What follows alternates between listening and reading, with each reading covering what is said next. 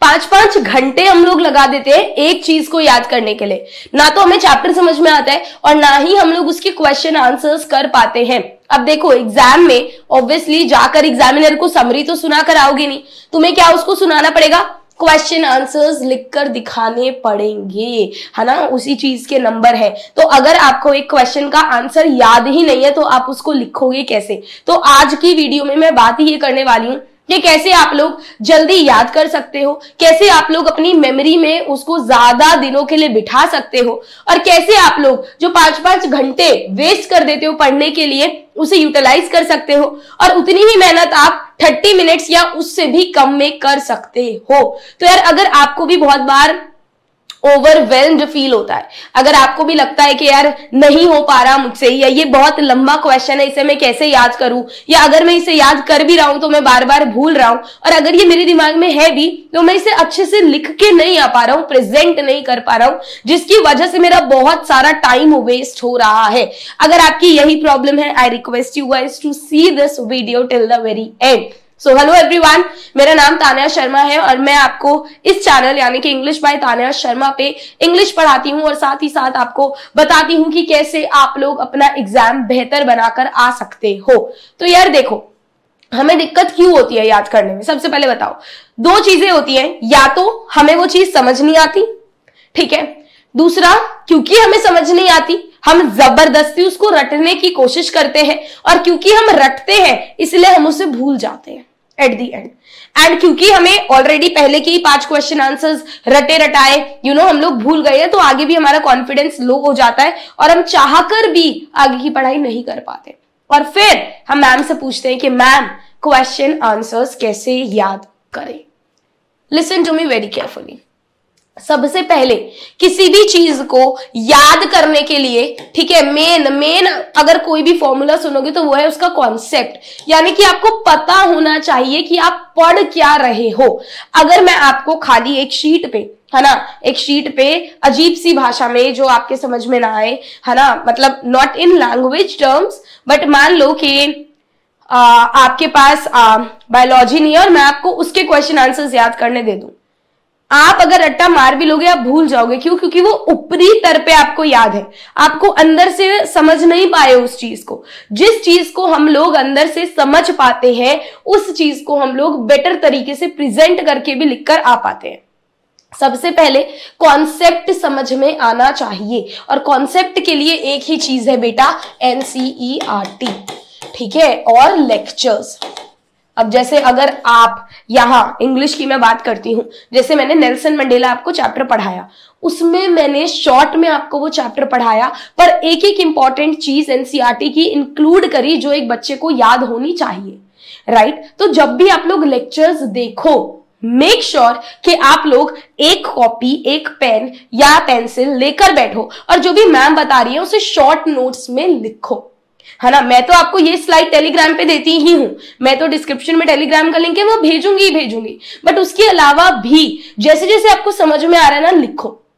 जब हमारा हाथ कोई भी चीज लिखता है ना तो हमें वो चीज ज्यादा देर तक यहां पर फिट हो जाती है, ठीक है। दूसरी चीज, अगर आपको कॉन्सेप्ट अच्छे से समझ में आ रहा है किसी भी क्वेश्चन का, किसी भी आंसर का, आपको याद तब भी नहीं हो रहा, तो क्या करना है, आपको विजुअल एड्स की मदद लेनी है। कहने का क्या मतलब है, अपने दिमाग में नहीं तो कुछ पिक्चर्स बना लो, है ना। जैसे बचपन में क्या होता था, अगर मैं याद नहीं कर पाती थी, इवन मेरे मास्टर लेवल तक अगर मैं कोई भी चीज याद नहीं कर पा रही हूँ तो मैं क्या करती थी, उसकी एक कहानी बना देती थी, उसकी एक स्टोरी बना देती थी दिमाग में, और उससे मुझे ज्यादा जल्दी याद होता था। बट ये सबका फर्स्ट स्टेप यही है कि आपको पॉजिटिविटी के साथ बैठना है। अगर मैं बैठूंगी ही ये सोच करना कि चलो यार क्वेश्चन आंसर्स याद नहीं होते फिर भी पढ़ लेती हूँ, क्या तो मैं उसका दिमाग में कहानी बना पाऊंगी? भाई जब मैंने दिमाग में पहली बिठा लिया, मेरे को याद ही नहीं होता, तो मैं क्या कहानी बनाऊंगी, ये बताओ मेरे को, right. So the point is, अगर आपको अपने दिमाग में कहानी बनानी है, इसको याद कराना है, तो आपको पहले इससे लड़ना पड़ेगा, क्योंकि इसमें सेट है कि हमें याद नहीं होता और हमें बोलना है कि हमें याद करना है। उसके बाद आपको अलग अलग ट्रिक्स लगानी है कि हाँ भाई मैं इसको क्या करूं, मैं इसको अपने दिमाग में कोई मूवी के फॉर्म में या कोई वीडियो के फॉर्म में, कोई पिक्चराइजेशन के फॉर्म में बोल बोल कर याद करूं, ठीक है। रीड करना है लाउडली, तेज तेज बोलकर, मानो या मत मानो ये ट्रिक डेफिनेटली काम करती है क्योंकि मैंने इस्तेमाल करी है, ठीक है, अगर एक जगह बैठ के याद नहीं हो रहा तो मैंने तो इवन वॉक कर करके, यहां तक कि जो मैं बचपन में ट्यूशन पढ़ने जाती थी, ठीक है, तो वॉक कर करके मैं उसके घर में याद करती थी। तो तेज तेज बोलो एक आंसर को, बिकॉज जब आप तेज तेज एक्टिवली लर्न करते हो ना तो वो आपके दिमाग में जाता है। ठीक है, उसे डेली लाइफ एग्जाम्पल से जोड़ने की कोशिश करो। कोई भी क्वेश्चन है उसकी कोई भी कहानी बना लो और इसे एग्जाम्पल से जोड़ने की कोशिश करो जो भी आपको याद नहीं हो रहा, और उसके बाद उसे लिख कर देखो। ठीक है, पार्ट्स में लिख कर देखो, क्योंकि एट द एंड आपको पेपर में लिखना ही है। आपको लिखने के ही नंबर मिल रहे हैं, आपको बोलने के नंबर नहीं मिल रहे हैं। ठीक है, उसके बाद आपको क्या करना है, अगर बहुत ही बड़ा आंसर है तो उसे छोटे छोटे पार्ट्स में ब्रेक कर लो। ठीक है, लेट्स से एक आंसर में 3 पैराग्राफ्स है, आपने क्या करा, उसे एक एक पैराग्राफ में ब्रेक कर लिया।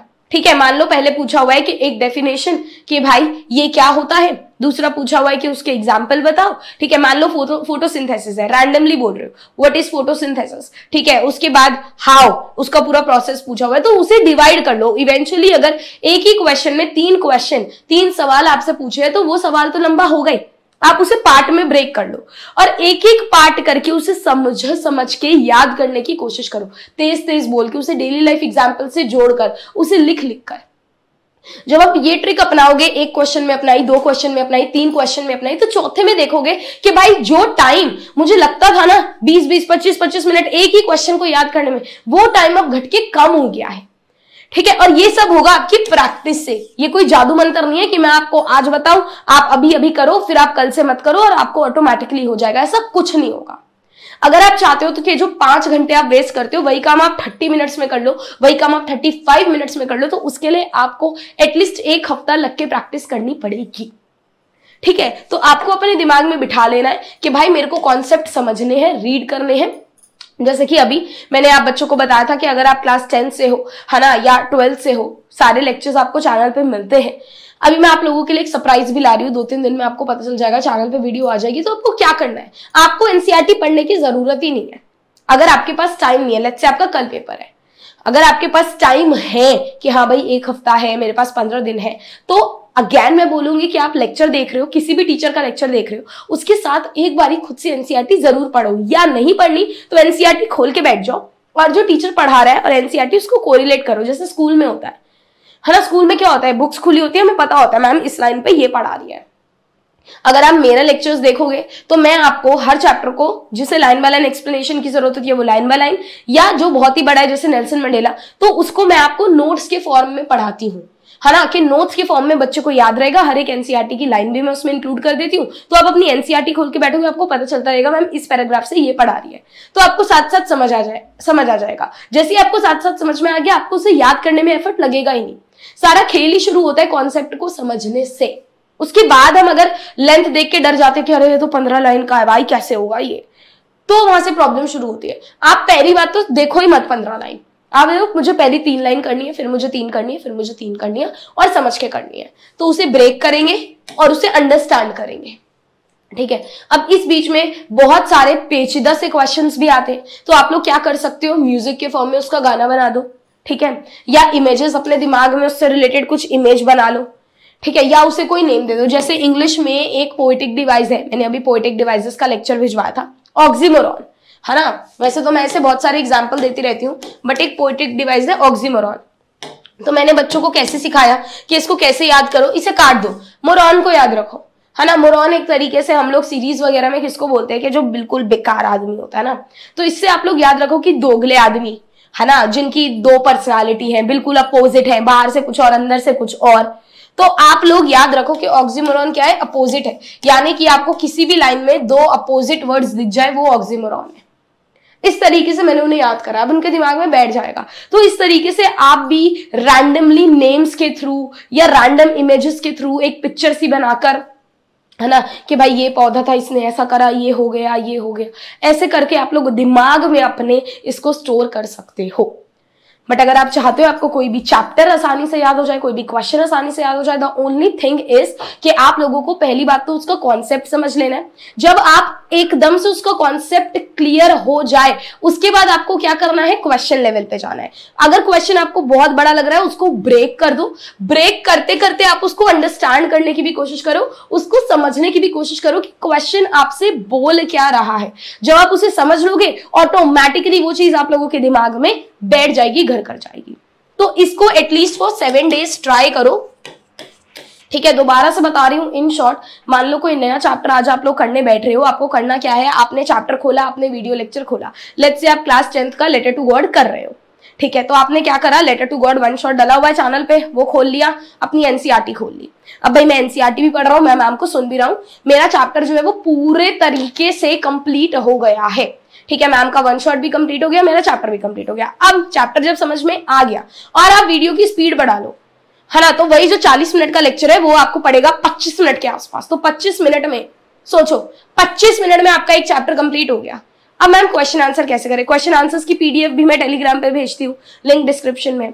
क्वेश्चन आंसर जब करने बैठो, अगर बहुत बड़ा है उसे ब्रेक कर दो, पहले आंसर को रीड करो, उसको समझो, तेज तेज बोल के देखो, ठीक है। बोलते बोलते क्या करो, एक कॉपी और एक पेन लो, ठीक है। अब मान लो मैं अगर लेटर टू गॉड का ही एग्जाम्पल लेती हूँ और मैं क्या कर रही हूँ, बोल रही हूँ, तो मैं क्या करूंगी, मैं बोलूंगी भाई लेंचो है, ठीक है, लेंचो की क्रॉप खराब हो गई, ठीक है, उसके बाद क्या हो गया, वो पोस्ट ऑफिस गया। तो मैं एक ऐसे करके एक माइंड मैप सा बना लूंगी, ठीक है। माइंड मैप कह लो या फिर आप इसको शॉर्ट नोट्स बोल लो या फिर आप उसको फ्लो चार्ट बोल लो, ऐसा बना लूंगी। तो जब मैं एक बड़े आंसर का एक फ्लो चार्ट बना लूंगी तो ऑटोमेटिकली जितनी बार मैं इस फ्लो चार्ट को देखूंगी उतनी बार वो आंसर मेरे दिमाग में बार बार रिवाइज होगा, and that's where you know कि वो आपके दिमाग में बैठ गया है। और एक क्वेश्चन को कभी भी एक बारी करके मत छोड़ो, ठीक है।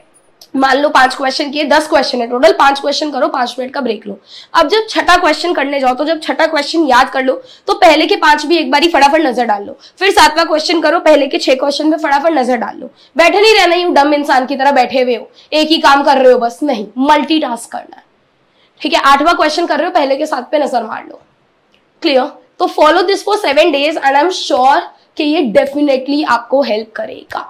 So I'll see you guys next time. Thank you so much everyone. Bye bye. Take care.